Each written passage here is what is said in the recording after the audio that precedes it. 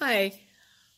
So I'm trying to kind of do these commentaries after every chapter, and I had read chapter 3 last, and I know that if you listen to it, you may have just realized how attached I am to my characters. So I kind of wanted to explain a little bit about that. First of all, Rena is the mother of my main character in my Neon Gods book. So there's 5 books in the series. There's The Last Snapshot, and then there's the second book to The Last Snapshot, and then there's Neon Gods, and there's 3 of those, and they all have a different name, but we haven't exactly decided on what the additional word will be to separate them, to set them apart. Anyway, what happened was I just had to find a character for my main character in Neon Gods, which was Julia, and I thought it would be interesting to have a mother who had a secret, and the secret was that she was a Holocaust survivor. And that was threaded through that book before I was told by Doubleday I had to break it up into 5 books. I mean, well, they didn't say that. They just said, you need to pick your story. This is too long, too many words. You're a nobody, and nobody's going to buy this book. It's too long. So I ended up eventually, after being depressed for a couple of years about it, deciding to put it into 5 different books. Anyway, getting back to chapter 3, because this is supposed to be a chapter 3 commentary. I just have to, I don't know if I should apologize or not, but I know if you listen to my chapter 3 read, you realized there's something wrong with this author. She's like way too attached to her characters. She can't even read without getting emotional. I also have to apologize that I can't read without stumbling over words sometimes, but I'm not a narrator, I'm an author, so I'm just doing my best here. And I know this is kind of a unique thing. Maybe authors aren't doing this, or they're just reading one chapter, and normally we hire narrators. I have a narrator working on the Audible book. That isn't me, because I can't really read my own work. I am too involved with my characters.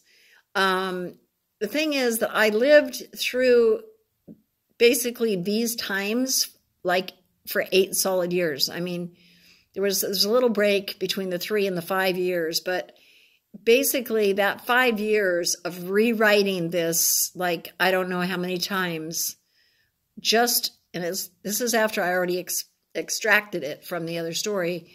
The research alone was extremely depressing. As you can only imagine, that man's inhumanity to man was,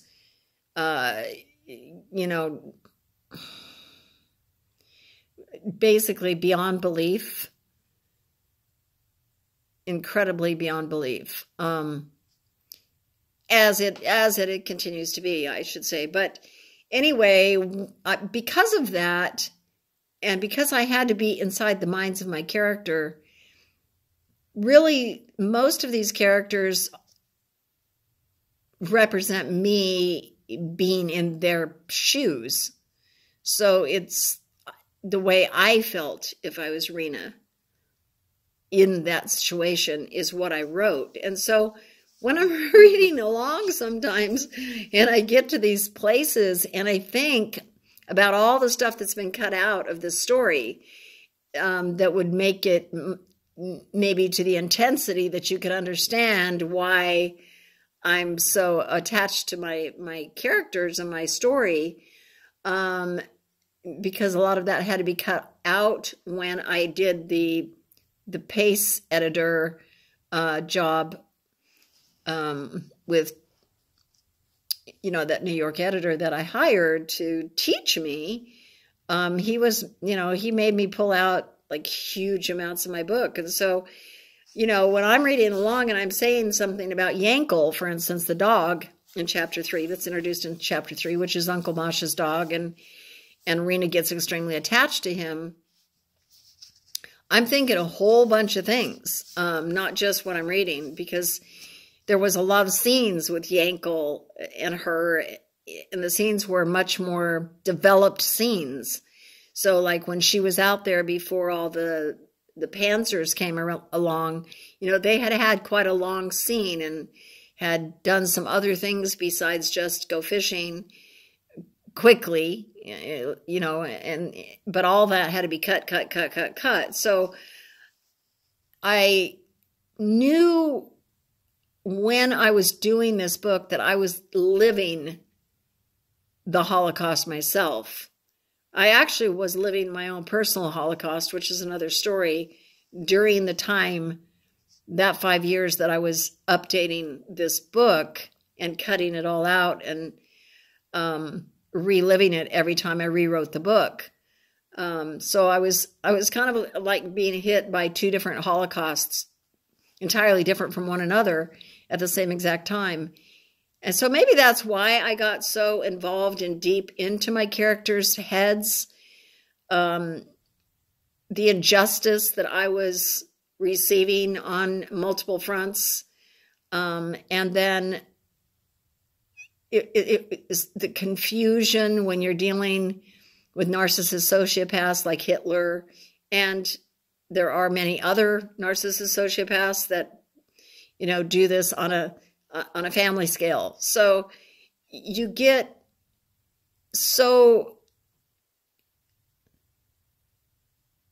disheartened by and you can't really, if you're human, meaning you're fully human, so you have empathy and sympathy and you have compassion and you have guilt and sorrow and remorse and all these things that narcissist sociopaths don't experience.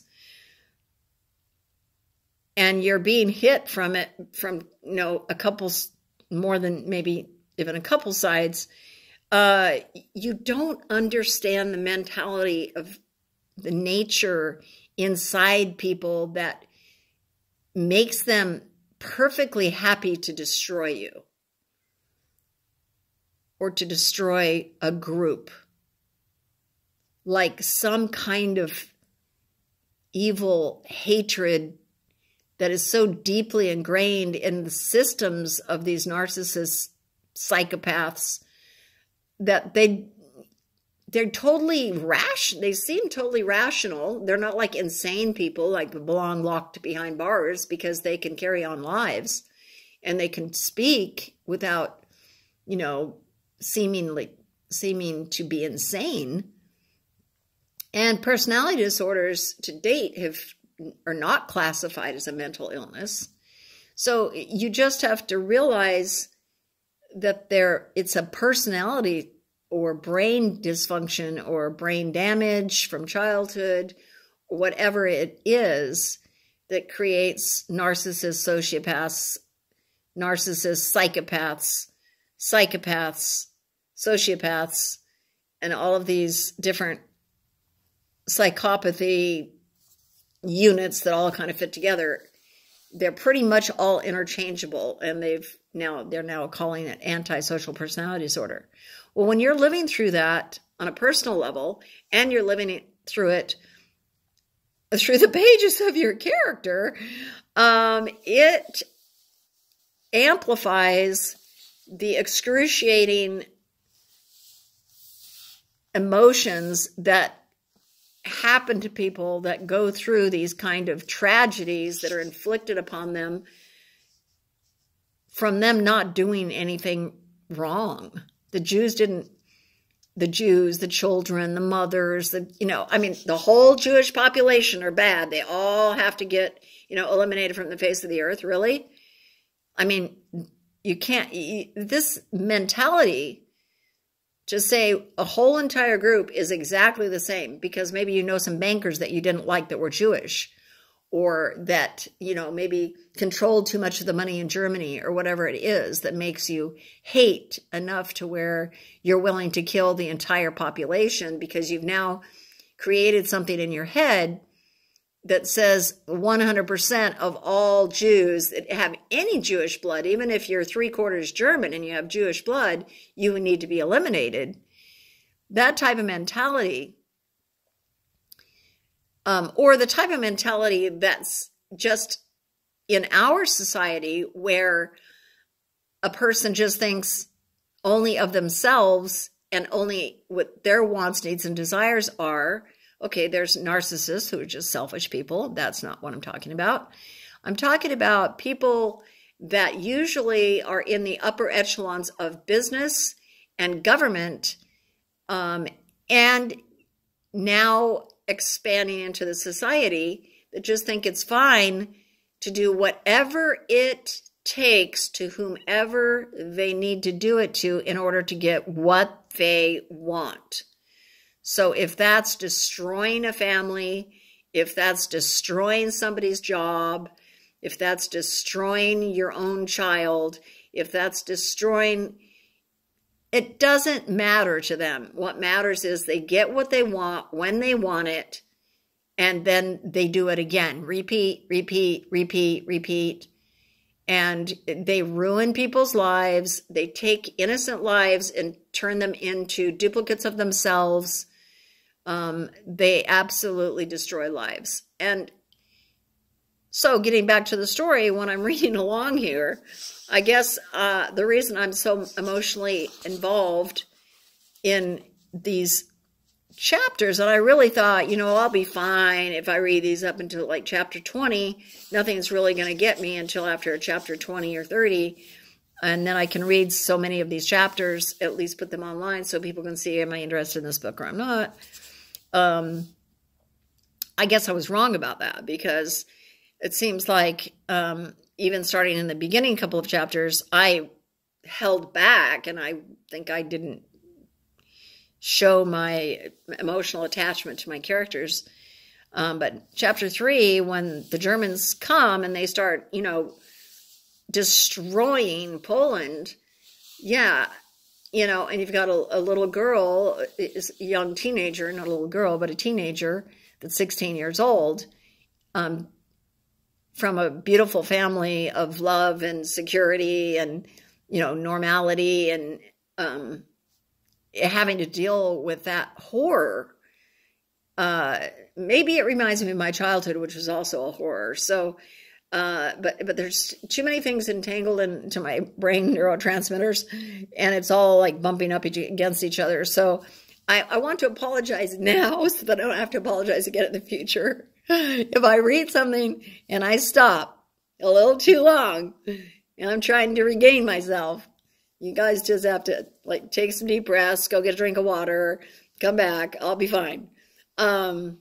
Anyway, so chapter 3, you know, has got a lot of setups in it for the future chapters.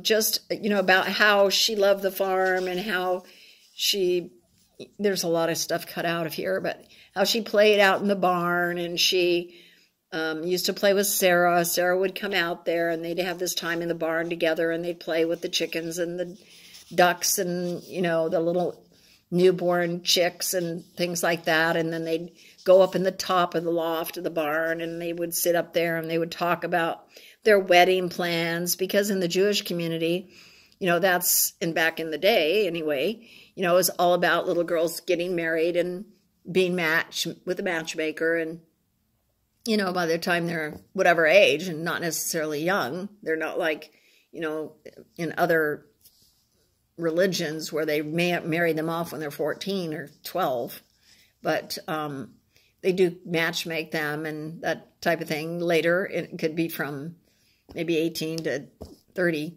something like that.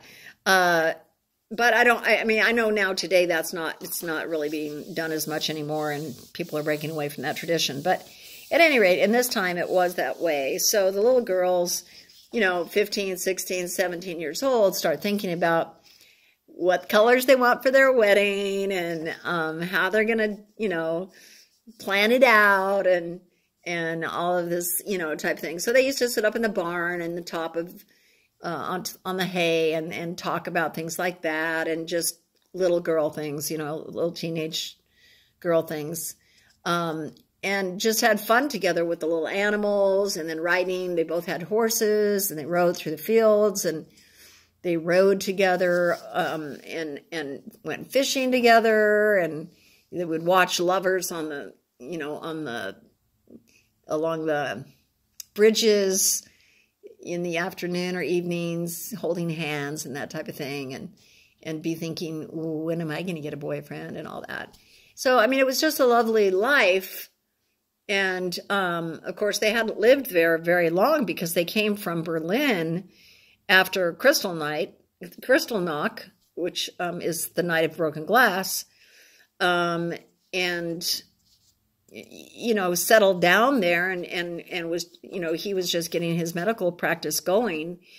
And then, you know, here come the Germans and invade Poland. So, you know, everything kind of gets destroyed in this chapter. It's the beginning of the destruction.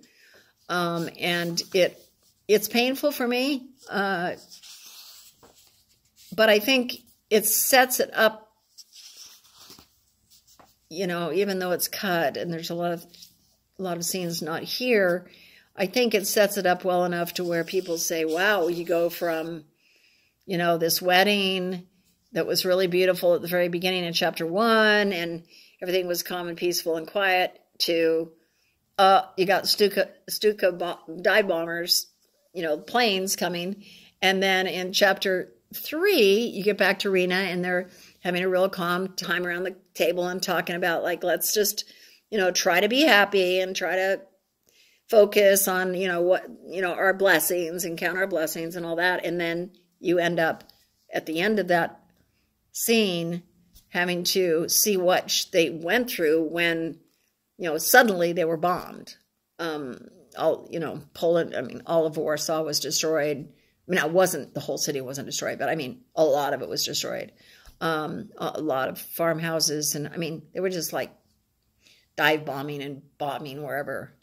And of course it's war, and war is hell, like my friend says. So anyway, I don't know that I have that much to say about chapter 3 as a commentary. But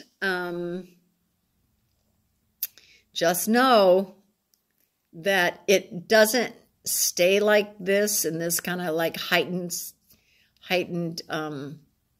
horror. It does, most of the chapters have a combination of those things maybe, but there's it's a very up and down emotional ride for people that especially, I should say, for people that have empathy, compassion, sympathy, if they had any German relatives. My grandfather, my great-grandfather, yeah, my great-grandfather's last name was Steiner. I guess I should tell you that, because that's Rena's name, Steiner, her family's name. There's a secret about Rena you don't know. You will find out. And you will be very surprised. So anyway, there you go. I'm going on to read chapter 4 now. And this will be my commentary for chapter 3. And so the next video will be chapter 4.